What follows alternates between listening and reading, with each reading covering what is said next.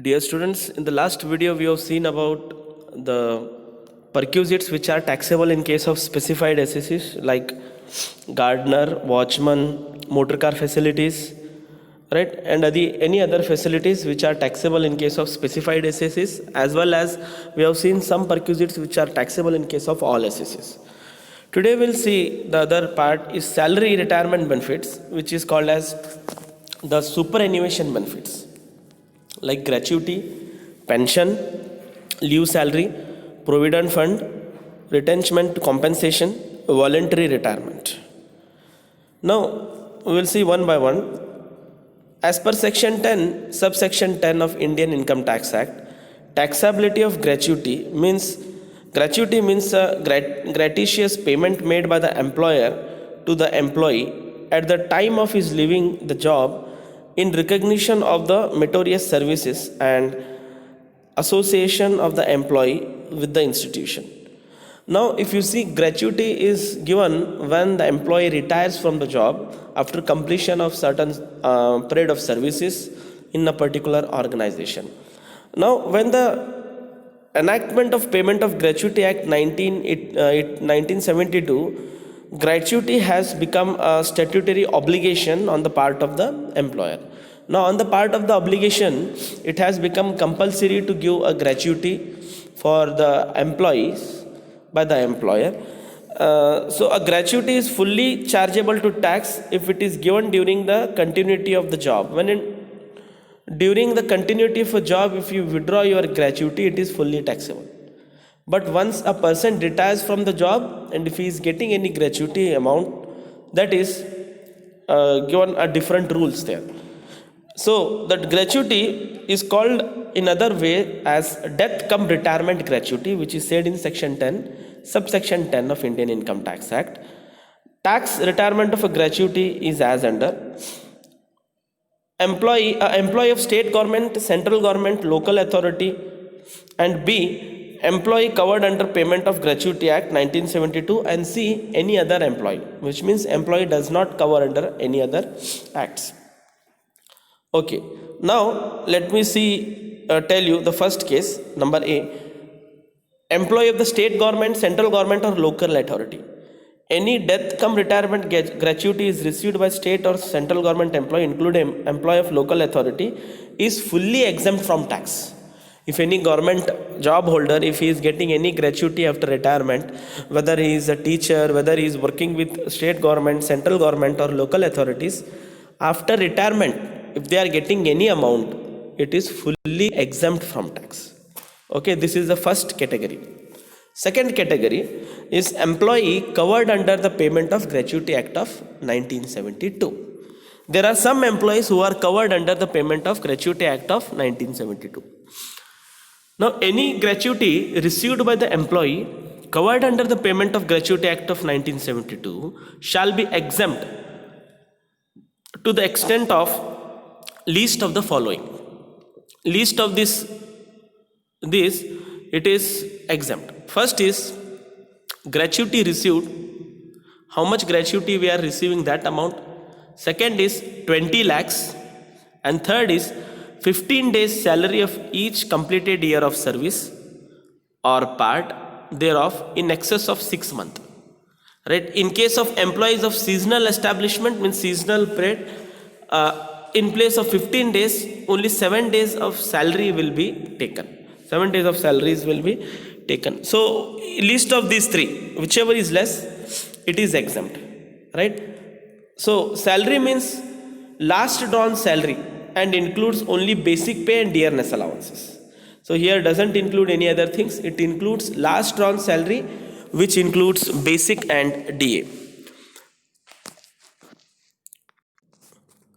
Okay, now who is covered under Payment of Gratuity Act of 1972?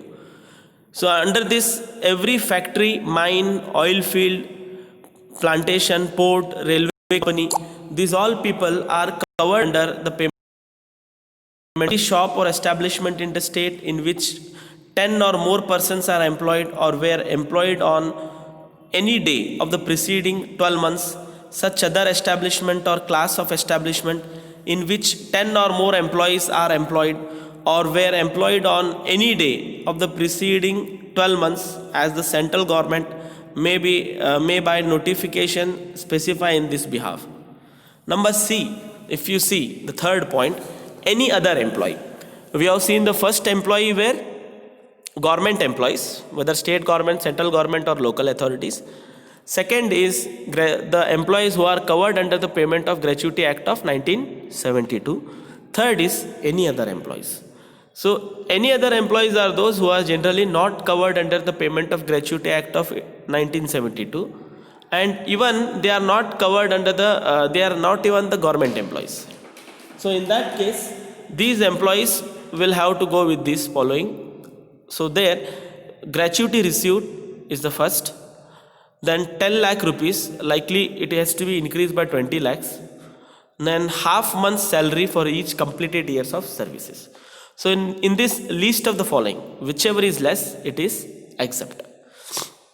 Now salary means average salary of 10 months immediately preceding the month of retirement, and will consist of basic year, DA if provided, or if is entering into retirement benefit, plus commission also has to be included in this particular case, commission on fixed percentage of sales.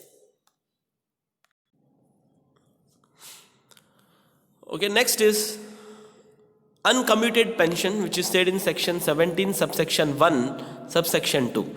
A pension is a periodical payment received by an employee after his retirement, and it is taxable as salary under section 17 subsection 1 in case of all categories of employees. Okay, now we compute pension for different employees based on their type of job. Commuted pension received by employee of central government or state government or local authorities or state corporation, it is wholly exempt. If any government employee is there, if he is getting any pension, commuted value of pension, it is totally exempt. Now, commuted pension received by any other employee, right? If any other employee gets commuted value of pension, which means they will commute their pension and they will get a lump sum amount. In case where any other employee receives gratuity, if they are receiving gratuity and they are not even government employee, for them the commuted value of 1/3 of pension is exempt from tax. Commuted value of 1/3 of pension is exempt from tax. If the employee has not received gratuity, if the employee they are not receiving gratuity, here the commuted value of half of the pension is exempt from tax, right? The commuted value of half of the pension is exempt from tax. Okay, next is taxability of leave salary, or in other words we call it as encashment of leave salary, which is said in section 10 subsection 10AA. There are 3 different types of leaves which is being given. First is casual leaves, sick leaves, and paid leaves. Okay, so we'll study one. So the provision for the exemption of encashment of leave salary is in case of government employee, right? So it is totally exempt from the tax. If the employee is the state government or central government, if they are getting any encashment of leave salary, if they surrender their leaves, and if they get any amount after surrendering their leaves, or encashment of leave has been done and got some amount, that totally amount is exempted. It is not taxable. In case of other employees apart from government employees, including the employee of local authorities, so local authority is also included, and public sector's undertaking, the leave salary is exempt from tax to the extent of least of the following.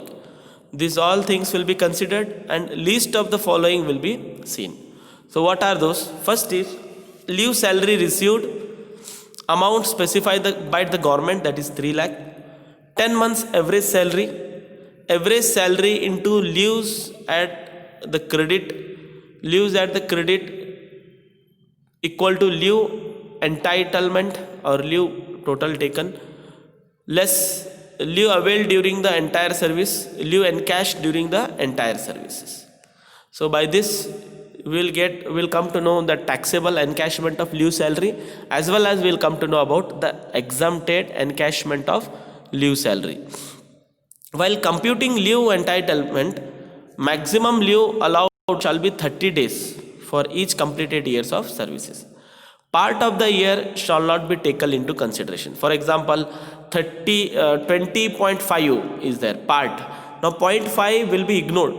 Only the completed year of services will be taken into consideration here. Okay, salary here means it includes basic salary plus dearness allowances to the extent the term of employment. So provide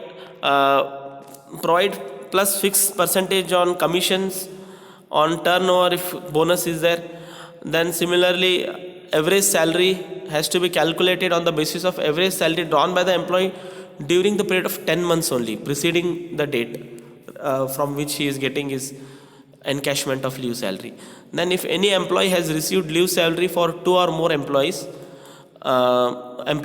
exemption from each of the employer shall be computed. Any of the employer has to be considered during the last year. Okay, next kind of profit in lieu of salary provided by the employer is EPF, Employees Provident Fund. Now if you see Provident Fund, it is divided in 3 different types: SPF, Statutory Provident Fund, Recognized Provident Fund, and Unrecognized Provident Fund. Statutory Provident Fund, which is said in section 10, subsection 11, any amount contributed by the employer to statutory provident fund of the employee and any interest credited to such provident is fully exempt from income tax. Generally for the government employees, generally for the employees where they work in either central or state government, they are going to provide statutory provident fund. And whatever amount is contributed, it is fully exempt from tax. Further, the lump sum payment from such provident fund at the time of retirement or termination of service is also exempt. Now, when they retire, they will get the provident fund amount. The PF amount what they are getting, provident fund amount what they are getting, for this category of employees for statutory provident fund, it is totally exempt from paying a tax. Now, second is recognized provident fund. So, this is said in section 17, subsection 1, part A, 4th schedule. Now, section 10, subsection 12 says, employers' contribution up to 12% of employees' retirement benefit salary. Right, up to 12% of retirement benefit salary shall be exempt from tax. Interest credited to provident fund account up to 9.5% shall be exempt from tax. Right, in case of recognized provident fund. Now, beyond the 9.5% interest and beyond 12% of the contribution benefit for recognized provident fund, these all things are taxable. Now, third is payment from unrecognized provident fund. The lump sum payment from such accumulated provident fund at the time of retirement or termination of services is also exempt from tax under section 10, subsection 12.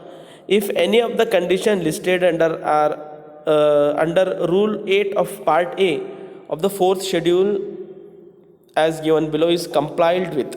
Rule A says balance of recognized provident fund shall be exempt from the income tax if the employee has rendered continuous services for a period of 5 years. If he has not rendered such continuous services, the services shall be terminated by the reason of employee's ill health or by the contraction or discontinuance of the employee's business or other cause beyond the control of the employee. If the employee contains employment with any other employee and the provident fund has been transferred to such employer, and the total services with the former employer and the current employer is of 5 years or more.